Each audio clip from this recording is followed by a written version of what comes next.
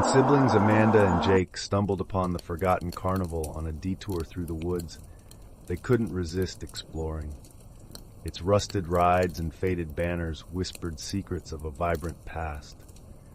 The peeling paint on the carousel and the haunting creak of the Ferris wheel filled the air with an eerie melody. But when night fell, they realized they weren't alone. They first saw him in the funhouse, a flash of white face paint reflected in the cracked mirror. Dismissing it as a trick of the light, they pressed on, unaware of the growing shadow behind them. The clown wasn't fully visible at first, just fleeting glimpses of a painted face and oversized shoes. Yet his presence was undeniable, a suffocating weight that made the hairs on their necks stand on end. As they wandered deeper into the carnival, the air grew heavier, the silence sharper. The clown revealed himself slowly, a gloved hand appearing around a carousel pole, a low chuckle echoing from the tilt-a-whirl. By the time they saw his face fully, a painted grin that stretched unnaturally wide, it was too late. His eyes were voids of darkness, and his laughter sounded like nails scraping against glass. Desperation took over as Amanda and Jake tried to escape. Every exit they found led them back to the center of the carnival, as though the grounds themselves were alive and conspiring against them. What Amanda and Jake didn't know was the carnival's dark history. Decades earlier, a fire had destroyed it during a sold-out show. Hundreds of lives were lost, including that of a sinister clown who had once terrorized his audiences rather than entertaining them. The carnival had become his domain, and every 10 years, it demanded new souls to keep its dark secrets hidden. The siblings' fight for survival turned into a test of wits. They would have to uncover the truth about the carnival's past to have any hope of breaking free. But the clown wasn't going to make it easy, and time was running out. It was supposed to be a day of laughter and balloons, but Jimmy's 10th birthday party turned into every parent's nightmare. Mr. Giggles, a local party clown with a spotless reputation, had been hired to entertain the kids. His performance was nothing short of magical. Balloon animals, juggling, and even a trick where he seemed to disappear into thin air. The kids adored him. They followed him around, giggling at his antics and clapping for his tricks. But as the day wore on, one by one, the children began to vanish. At first, Jimmy's parents thought it was a game. Hide and seek, maybe? But when they searched the house and yard, the children were nowhere to be found. The only clue? A single red balloon tied to the front door, swaying gently in the breeze. Panic set in. The police were called, and the neighborhood searched, but there was no sign of the missing children. As the hours turned into days, the parents began to notice something chilling. The same red balloon would appear outside each family's home.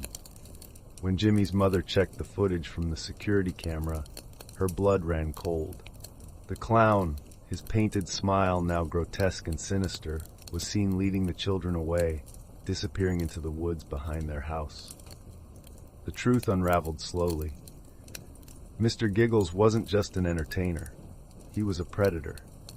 Lured by the sound of children's laughter, he preyed on their innocence, spiriting them away to his lair beneath the city's abandoned subway tunnels.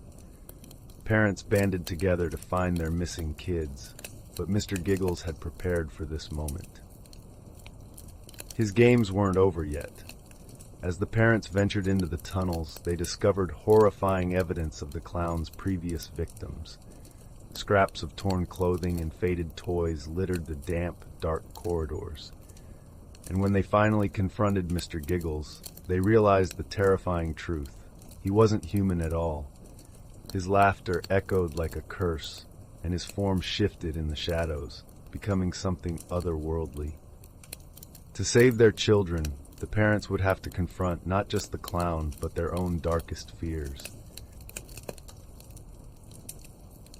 Megan lived alone in a small town where nothing ever seemed to happen, but that changed one cold October night.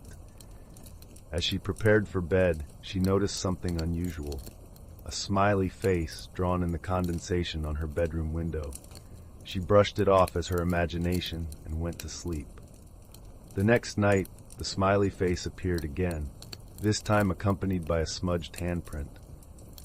Megan called the police, but they found no signs of forced entry. They reassured her it was probably just a prank and left. But Megan couldn't shake the feeling that someone was watching her. She installed cameras around her home, desperate for answers. The footage revealed the truth, and it was worse than anything she could have imagined.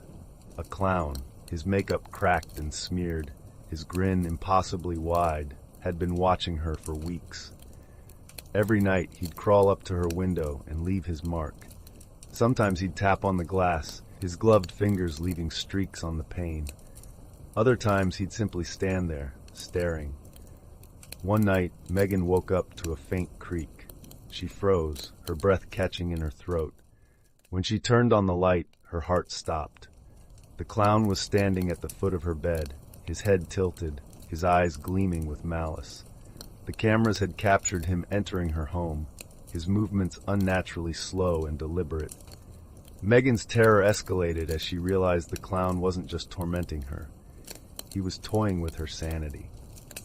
She searched for answers, digging into the history of her house. What she uncovered was chilling. The land her home was built on had once been a traveling circus's campsite. Decades ago, a clown had gone missing under mysterious circumstances, and locals believed his vengeful spirit haunted the area. When Megan finally confronted the clown, she discovered the horrifying truth. He wasn't just a ghost. He was the embodiment of the curse tied to the land. To end his reign of terror, she would have to face her deepest fears and confront the clown in the very place he had died.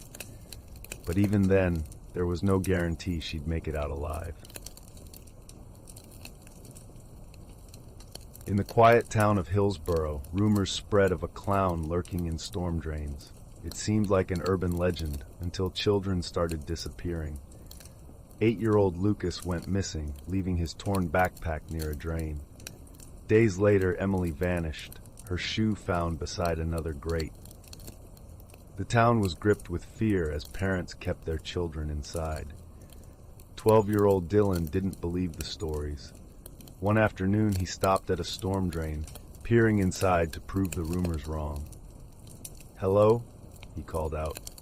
A gloved hand emerged, followed by a grotesque painted face and a sinister grin.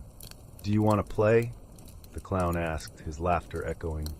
Terrified, Dylan ran home and told his parents. The police found nothing in the drains, dismissing his story. Determined to uncover the truth, Dylan and his friends Mia and Jordan ventured into the sewers with flashlights. The deeper they went, the more chilling the atmosphere became.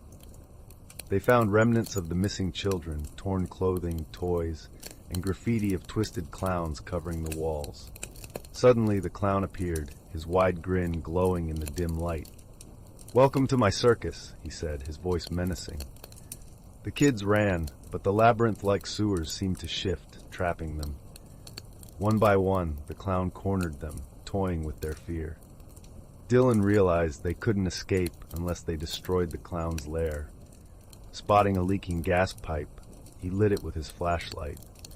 The resulting explosion engulfed the sewers, collapsing the tunnels behind them. Dylan and Jordan barely escaped, but Mia was never seen again. The clown was gone, but his laughter haunted Dylan's nightmares. Though the storm drains were sealed, the town whispered that the clown might still be waiting for his next victim.